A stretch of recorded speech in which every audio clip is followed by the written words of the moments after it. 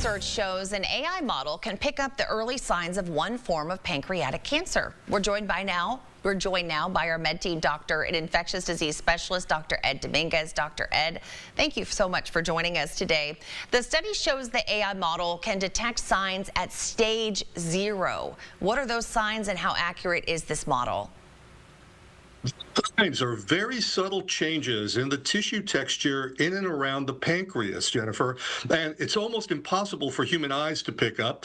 But using this new technique, a new machine that can do this using AI at the Mayo Clinic in Minnesota, the accuracy was 73%, about on average 16 months before the cancer was actually detected. When they compared this to human radiologists, it was only about 40% effective, so almost twice as accurate. Now, the problem is in that study, they didn't have a diverse patient population ethnically, so the study needs to be expanded before it's rolled out to the public. All right, Dr. Ed, a new study may have identified a potential area for drugs to target in order to help Alzheimer's patients. What did researchers find, and can this discovery eventually slow down or maybe even potentially cure the disease?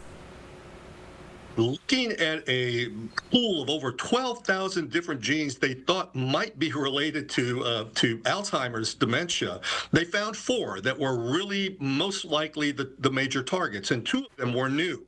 So what they need to do now is use these targets, but the big question, Jennifer, is going to be, do we target with drugs 1 gene, 2 genes, all 4 of them? We don't know that yet. There's a lot more research that needs to be done, but I got to tell you, this breakthrough puts us well on our way towards being able to slow down or even potentially reverse Alzheimer's disease. I know a lot of people are happy to hear that news. And researchers in New York are looking into whether a cancer therapy could also help fight autoimmune disease.